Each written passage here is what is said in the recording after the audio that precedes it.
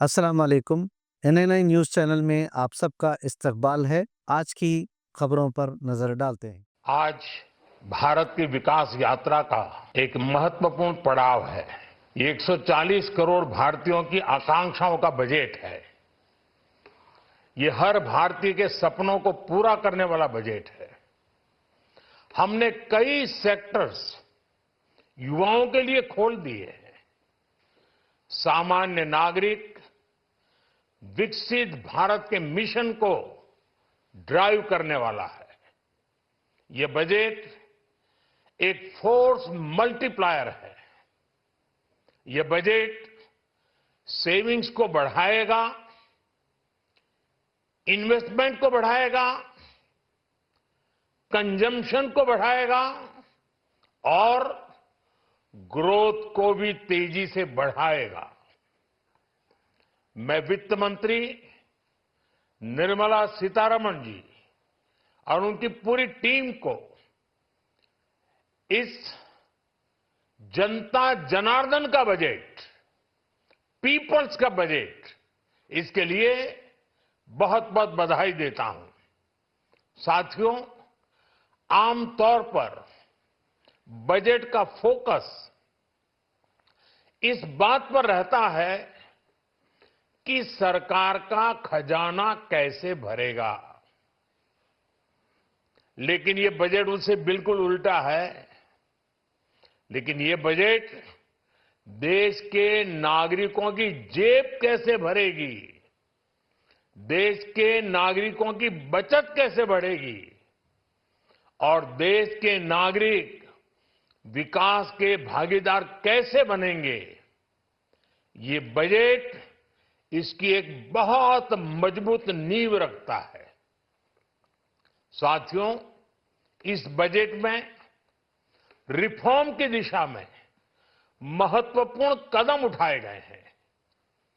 Nuclear energy में private sector को बढ़ावा देने का निर्णय बहुत ही ऐतिहासिक है। ये आने वाले समय में सिविल न्यूक्लियर एनर्जी का बड़ा योगदान देश के विकास में सुनिश्चित करेगा। बजट में रोजगार के सभी क्षेत्रों को हर प्रकार से प्राथमिकता दी गई है। लेकिन मैं दो चीजों पर ध्यान आकर्षित करना चाहूंगा। उन रिफॉर्म्स की मैं चर्चा करना चाहूंगा जो आने वाले समय में बहुत बड़ा परिवर्तन लाने वाले हैं। एक, इंफ्रास्ट्रक्चर स्टेटस देने के कारण भारत में बड़े शिप्स के निर्माण को बढ़ावा मिलेगा। आत्मनिर्भर भारत अभियान को गति मिलेगी और हम सब जानते हैं कि शिप बिल्डिंग ये सर्वाधिक रोजगार देने वाला क्षेत्र है।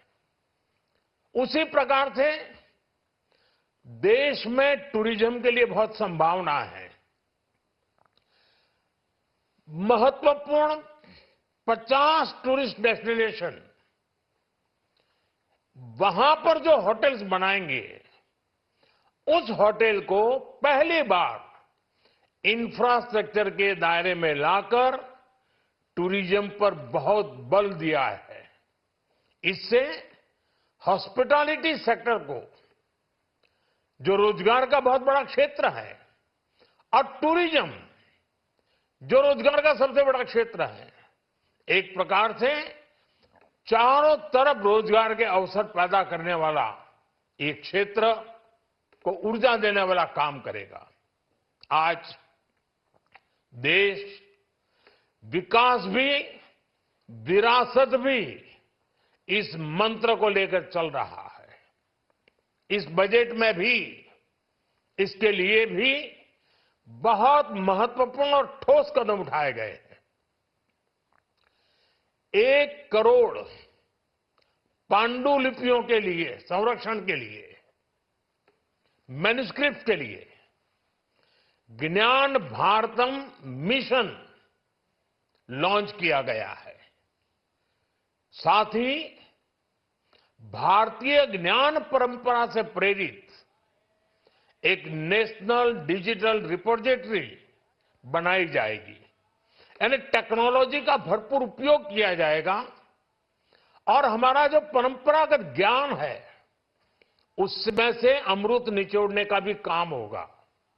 साथियों, बजट में किसानों के लिए जो घोषणा हुई है वो कृषि क्षेत्र और समूची ग्रामीण अर्थव्यवस्था में नई क्रांति का आधार बनेगी। पीएम धन धान्य कृषि योजना के तहत 100 जिलों में सिंचाई और इंफ्रास्ट्रक्चर का डेवलपमेंट होगा। किसान क्रेडिट कार्ड की लिमिट 5 लाख तक होने से उन्हें ज्यादा मदद मिलेगी। साथियों, अब इस बजट में 12 लाख रुपए तक की आय को टैक्स से मुक्त कर दिया गया है। सभी आय वर्ग के लोगों के लिए टैक्स में भी कमी की गई है। इसका बहुत बड़ा फायदा हमारे मिडिल क्लास को,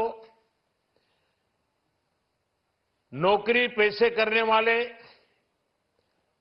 जिनकी आय बंधी हुई है ऐसे लोगों को, मिडिल क्लास को इससे बहुत बड़ा लाभ होने वाला है। उसी प्रकार से जो नए नए प्रोफेशन में आए हैं, जिनको नए नए जॉब मिले हैं, इनकम टैक्स की ये मुक्ति उनके लिए एक बहुत बड़ा अवसर बन जाएगी।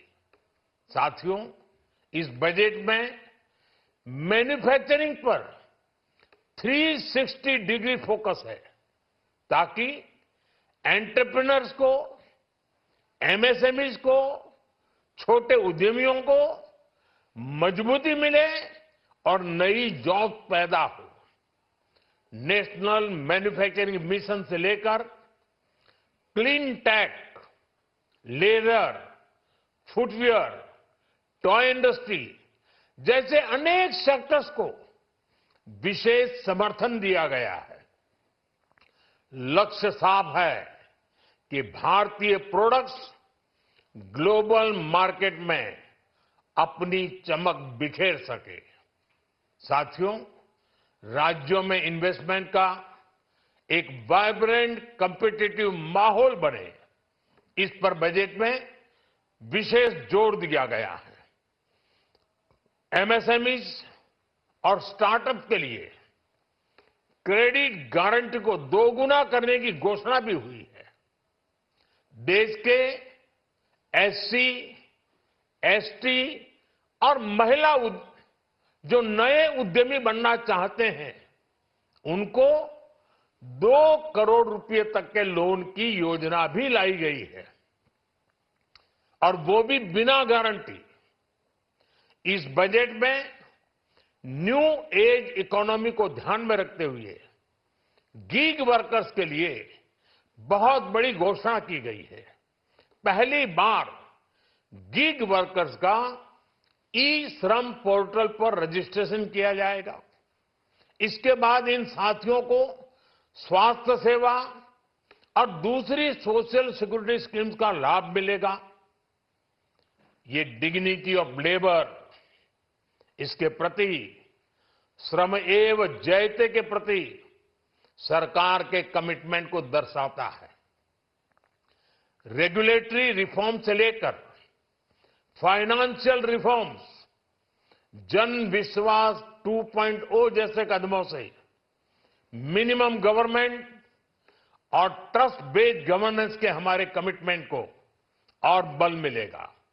साथियों, ये बजट न केवल देश की वर्तमान आवश्यकताओं को ध्यान में रखता है बल्कि हमें भविष्य की तैयारी करने में भी मदद करता है। स्टार्टअप के लिए deep tech fund, geospatial mission और न्यूक्लियर एनर्जी मिशन ऐसे ही महत्वपूर्ण कदम है। मैं सभी देशवासियों को एक बार फिर इस ऐतिहासिक पीपल्स बजट की बधाई देता हूं और फिर एक बार वित्त मंत्री जी को भी बहुत बहुत बधाई देता हूं। बहुत बहुत धन्यवाद।